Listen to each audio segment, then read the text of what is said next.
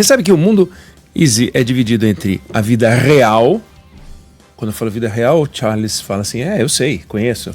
Ele fala, eu sei, a vida real, eu sei como é. Pois é, tem a vida real, que é a vida das pessoas que estão aí trabalhando, que estão agora no ônibus, que estão no carro, que estão levando os filhos para a escola, buscando os filhos da escola, pensando no novo emprego, no novo trabalho, pensando o que fazer para melhorar o desempenho no trabalho que desempenham neste momento e tal. E tem a vida, que é uma vida, não é paralela, ela é real também, mas é a vida das pessoas altamente engajadas e interessadas por política. E as pessoas que são interessadas por política, elas são diferentes das outras. Porque tudo elas analisam, tudo tem uma consequência. É como quem entende de astrologia, ou curte astrologia. Você fala um negócio e ele fala assim, você é de Gêmeos, né? Você fala, como assim você é de Gêmeos? Você é de Gêmeos, ascendente em não sei o quê. Porque o Gêmeos com ascendente não sei o quê, e tudo vira esse assunto. E aí você fala, mas chega uma hora que você, de tanto conviver com uma pessoa que gosta de astrologia, você já fala que você é de Gêmeos, que é para simplificar e tal. Posso fazer seu mapa astral? Aí faz mapa astral e tal. O cara de política, gosta de política, é a mesma coisa. Então, está havendo uma discussão agora no Supremo Tribunal Federal envolvendo Alexandre de Moraes, Dias Toffoli, esse melê horroroso. Fala, isso aí vai na campanha, vai bombar, viu? Como assim? Tipo, você é de Gêmeos. Esse negócio do Master, não sei não. Não sei, eu acho que isso aí vai dar a tônica da campanha. E aí vai variando. Aí, escala 6x1 vai bombar. 8 de janeiro, esse negócio do Trump aí, você viu que voltou atrás, a Suprema Corte foi lá, derrubou o tarifaço dele. Isso aí vai ajudar o Lula, hein? E aí você fica assim, e esse negócio da segurança pública aí, que o Lula não faz nada, isso aí vai ajudar o Flávio, hein? Esse negócio da segurança, nunca se discutiu tanto. Pega, pesquisa, a maior preocupação das pessoas é segurança. Isso aí vai, E aí você fica, mas será? Né? Será? E aí a gente não tem muito como saber, a não ser olhando para a história. Então você vai para as eleições passadas e você descobre, não vidas passadas, mas quase vidas passadas diante do tempo. E você começa a ver que tentar prever qual é a lista de assuntos que vai vingar numa campanha é menos científico do que prever os atos e ações de alguém porque ela é de Gêmeos, ou de Aquários, ou de Sagitário, ou de seja lá o que for. Eu não sei se... Eu acho que é menos, entendeu? Eu acho que a astrologia é mais confiável do que essa tentativa de listar os assuntos. E aí, alguém pode dizer que eu estou enlouquecendo. E tudo bem, porque está falando de algo agora. Agora não está dizendo que eu irei enlouquecer, aí eu vou dizer que não. Porque olha que absurdo, olha só que interessante. Em 1988, a gente teve uma eleição para prefeitos. Naquele tempo só tinha turno único. A Constituição de 88 ainda não estava valendo para aquela eleição. E naquela eleição de 88, na capital em São Paulo, assim como em outras capitais, por exemplo, Porto Alegre aconteceu isso, na capital em São Paulo, a Erundina, Luiza Erundina, que ganhou a eleição, era turno único, ganhou com 36% dos votos, ganhou do Paulo Maluf. Quando a gente estava mais ou menos nesta época do ano, agora, Paulo Maluf estava lá na frente. E a Erundina num pelotão, misturado até com José Serra, que foi candidato e terminou aquela eleição com 6% das intenções de voto. Tinha um bolo de candidatos, assim. A Erundina estava nesse bolo. Aí, a eleição foi no dia 15 de novembro. No dia 9 de novembro, durante uma greve na CSN, em Volta Redonda, 3 operários foram mortos pelo Exército. E aquilo, 9 de novembro, a eleição foi dia 15 de novembro, um turno só. Aquela greve acabou virando um símbolo, e a morte dos 3 operários, um símbolo da repressão contra o movimento sindical no governo Sarney, que era um governo, naquele momento, odiado. O governo Sarney foi adorado em 86, por exemplo, mas em 88 não era. Bom, resultado, a Erundina, que estava no bolo lá atrás, abril, março, ela ganhou a eleição em primeiro turno. E aí, se alguém dissesse em fevereiro qual seria o tema da campanha, obviamente não poderia dizer, a não ser que fosse evidente, que no dia 9 de novembro, durante uma greve na CSN, em Volta Redonda, no Rio de Janeiro, 3 operários seriam mortos e isso impulsionaria a candidatura Erundina. Ou seja, um fato distante da campanha, sem relação com os temas, e ganhou uma relação direta e umbilical com o tema, ainda que um prefeito cuide de buraco, cuida de luz, cuida de árvore. A gente descobre na gestão que eles não cuidam de nada, mas deveriam cuidar. Meio fio, varrição, essas coisas. Mas, no entanto, um drama, homicídio, né? Um assassinato de 3 caras, foi um negócio horroroso. Na campanha de 2014, vencida pela Dilma, em fevereiro, ela estava na frente em fevereiro. E o candidato que estava em terceiro lugar era o Eduardo Campos. O Eduardo Campos morreu num acidente aéreo naquele ano. A Marina Silva entrou na campanha. A Marina Silva grudou na Dilma. Nas projeções de segundo turno, dava a Marina Silva em primeiro lugar. Parecia que ia haver uma mudança. E quando se dizia qual seria a temática da campanha de 2014, dizia o seguinte: não, isso é a temática de 2014, pode ter certeza. Corrupção, com razão, né? Petrolão no auge. Os protestos de 2013 estavam na memória de todo mundo no ano anterior, um monte de confusão nas ruas. O PIBinho, a gente vai ter um PIBinho em 2014, viu? No entanto, a Dilma ganhou a eleição. A Dilma ganhou a eleição. E o que aconteceu? O PIBinho, a inflação alta, a dívida pública, o desemprego estava baixo, mas ficou alto.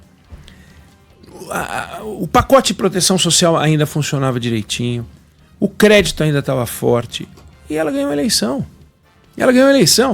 E o que aconteceu depois? O Brasil quebrou. Porque aquilo que não se sentia em 2014, mas que já estava em 2014 ali, sendo fabricado por dentro da economia, estourou em 2015. Mas a eleição não era em 2015, a eleição era em 2014. A Dilma ganhou. Ganhou com 51,64. Em algum momento no primeiro turno, antes ali, por abril, já tinha especulação. Talvez a Dilma ganhe em primeiro turno, hein? Talvez lembra? Ganhou com 51,64.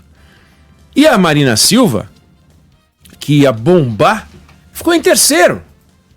Em terceiro lugar, passou o Aécio Neves. Para sorte da Dilma, talvez, mas passou o Aécio Neves. Aí na campanha de 14, ninguém diria, esquece, eu não estou falando da morte do Eduardo Campos, ninguém diria que a independência do Banco Central, o tema independência do Banco Central, pudesse ser tema-chave da campanha.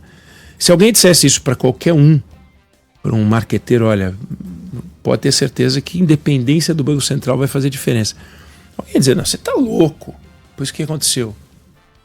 O João Santana, que era o marqueteiro da Dilma, conseguiu um feito que vai entrar para a história do marketing político nacional. Já entrou. Ele pegou o tema independência do Banco Central, ou seja, ele pegou pedra, não é pedra com terra não, que dá para dar um gostinho, pegou uma pedra sem nada, colocou na água e fez daquilo uma sopa. Porque ele falou, olha, a independência do Banco Central vai tirar a comida da boca do brasileiro. E começou a fazer uns comerciais que mostravam a mesa do brasileiro com uma toalha. Aí a campanha da Marina Silva puxava a toalha assim, caia toda a comida, caia o prato, caia tudo, as pessoas ficavam sem comida, então as pessoas vão ficar sem comer. Vai ter independência do Banco Central, o pessoal não vai ter o que comer. Funcionou. E a campanha da Marina Silva, infantil, despreparada, não sabia o que fazer. Tudo bem, o ataque foi um ataque surpresa, mas funcionou. Então, como em fevereiro de 2014 alguém poderia dizer algo a respeito da temática da campanha? Vamos voltar um pouquinho, voltei para 88, vamos para 89. 89, o Brasil saía do regime militar. 89, o Brasil saía, né? Havia saído do regime militar, Constituição de 88, aí os grandes intelectuais da política nacional diziam, não, nós vamos ter um debate elevado, porque nós teremos uma discussão sobre o papel da democracia, né? Um pouco da discussão sobre qual é o papel do Estado brasileiro, mas isso foi tema de muita discussão, tá? Intelectuais falando, você não vai ter sabe o que aconteceu? Virou uma discussão sobre, apareceu o caçador de Marajás, começou a falar que não dava para viver com uma inflação de 2.000% ao ano, quase, que é verdade. Ele começou veio com a agenda do caçador de Marajás e esse foi o tema da campanha, vitoriosa. O Brizola, Leonel Brizola, nas pesquisas do ano anterior, 88, ele aparecia em primeiro lugar, longe, mas assim, muito longe dos outros. E o Collor lá embaixo, misturadinho e tal. Foi Collor e Lula. O que eu quero dizer, e aí tem o exemplo, por exemplo, da facada do Bolsonaro, a mesma coisa. 2018 foi definido pela facada. Facada até é uma forma até suave de dizer, né? Pelo atentado à vida contra a vida do Bolsonaro. Não foi por causa do atentado. Mas é evidente que o atentado, ao mesmo tempo em que transformou a vida do Bolsonaro num desastre do ponto de vista da saúde, até hoje ele pagando uma conta pesada por isso, evitou que ele fosse em alguns debates. Num dos debates a que ele compareceu, ele foi triturado pela Marina Silva. A mesma Marina Silva que tinha perdido a campanha lá em 2014 com a independência do Banco Central. Triturou numa resposta do Bolsonaro. Pode pesquisar. Ele ficou sem saber o que fazer, né? Aí veio o atentado. E, obviamente, uma comoção. É compreensível o que aconteceu. E a agenda era a agenda que se dizia no começo que a agenda de 88 seria uma agenda de discussões, de modelo, mas de agenda pragmática. Já que vamos ter um candidato mais à direita, vamos discutir reforma dos serviços públicos, economia. Qual foi a agenda de 2018? A agenda de 2018 era ideologia de gênero. A agenda de 2018 foi militarização de escola sem partido. Pelo amor de Deus, o Brasil não foi discutido em 2018. E, no entanto, em fevereiro ou março, a gente ficava especulando sobre qual seria o tema discutido, como em 2022. 2022 foi uma discussão sobre a recusa, a rejeição às biografias, quem era mais rejeitado. Então, quando a gente pega a lista de temas hoje e eu vejo o INSS, o Master aí, bicho, esse negócio do Master aí vai ser ruim para a direita, porque tá cheio de cara de direita misturado com Master. A hora que abrirem a caixa preta, já não vai ser ruim para a esquerda, tudo lá, ele surgiu lá na Bahia com os Rui Costa da vida. Tá enrolado.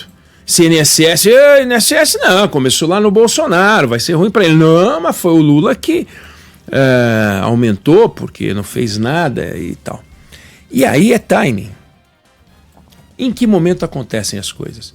Se o que aconteceu em outubro de 2025, quando o governo do Cláudio Castro, a polícia do Cláudio Castro subiu o morro e saiu de lá com 100 e tantos mortos, se aquilo fosse em agosto desse ano, talvez decidisse a eleição em favor de um candidato de direita. Pode ter certeza que não ia ser bom para o governo. O governo não faz nada no campo da segurança pública, só enrolação, só frasezinha de efeito. Fala de feminicídio, mas não fez nada contra isso. Fala de PEC de segurança, mas não fez nada contra isso. Lula está viajando agora o mundo, diz agora eu levo o diretor da Polícia Federal porque estamos muito envolvidos com o assunto da segurança. Não sei como, porque não fez nada. Então seria um negócio desastroso. Ao mesmo tempo, se a reunião do Lula com o Trump, em que o Trump declarou que eles se gostaram e tal, fosse em agosto, setembro desse ano, o efeito seria outro. Se estoura um caso Master também mais para frente, mas até lá, porque não dá tempo de explicar tudo. As pessoas não têm paciência. Aí Os estudiosos, volto a dizer, que são aqueles apaixonados por política, eles fazem e ficam pesquisando, e perguntam para as pessoas as coisas, e as pessoas são educadas, elas respondem, mas elas não estão envolvidas. Não adianta, pode fazer a pesquisa qualitativa que você quiser, não existe meios de você capturar o interesse de uma pessoa que não está interessada, por mais que ela responda algo, porque você perguntou, porque as pessoas são educadas, elas não são grosseiras. Elas não mandam você plantar batata. Elas respondem. Qual é a sua maior preocupação? Estou preocupado com a segurança pública. Sério? Sério? Por quê? Não, é a minha maior preocupação hoje. Aí quando você faz a pesquisa, olha, preocupação pública, a segurança pública é a maior preocupação do brasileiro. Sério? E aí na hora de votar? Ele reelege o presidente. Na hora de votar, em 2014, a corrupção era o maior problema. E o governo estava com 2 pés na lama. E votaram na Dilma. Na Dilma. O Petrolão pegava o PT no pescoço. No entanto, a Dilma foi reeleita em 14.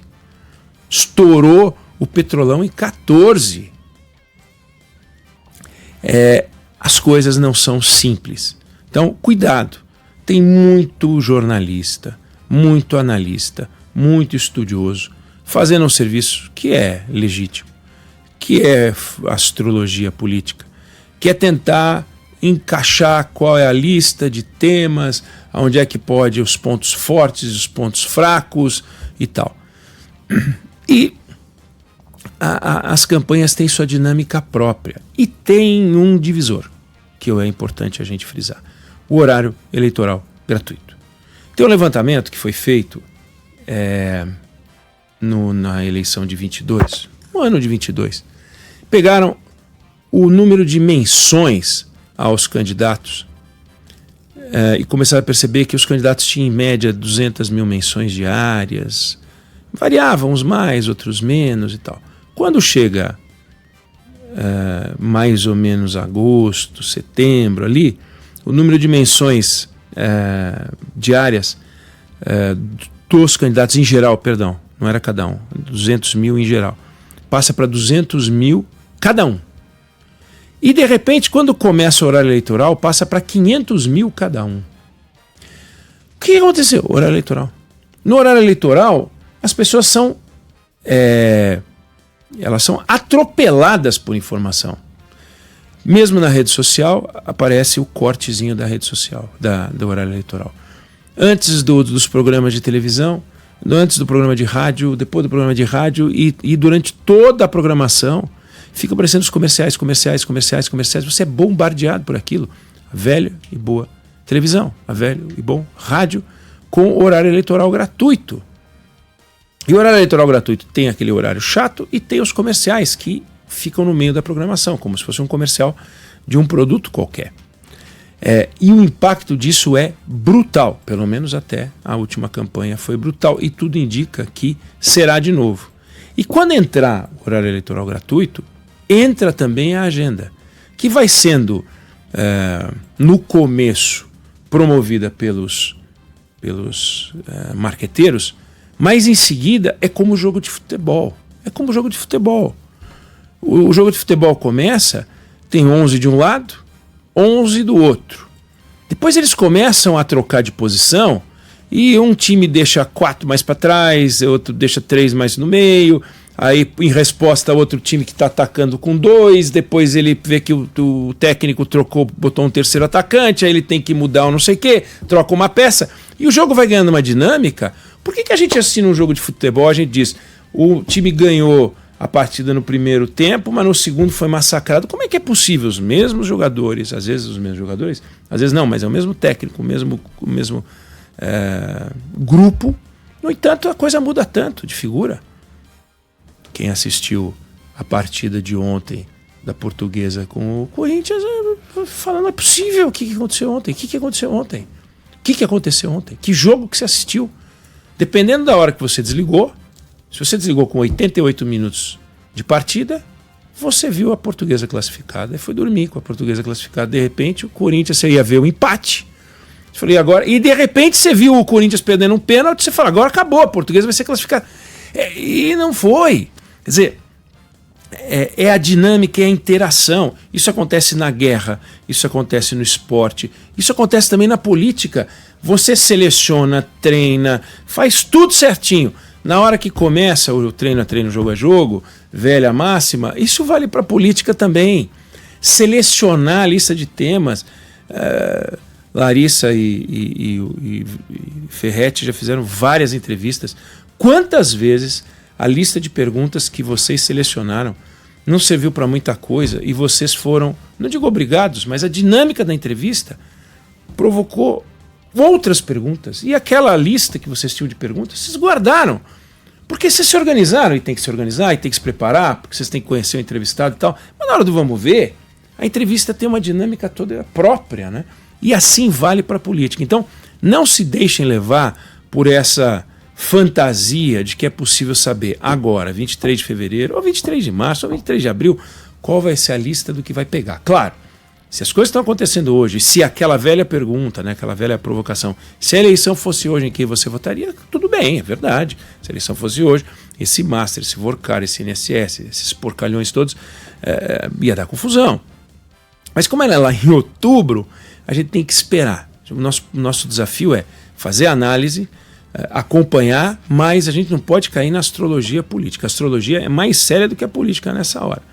Eu não sei se você quer falar de astrologia ou não. Eu não sei se você concorda ou discorda. Essa é a opinião que eu tenho sobre o assunto. 11 999 592 100.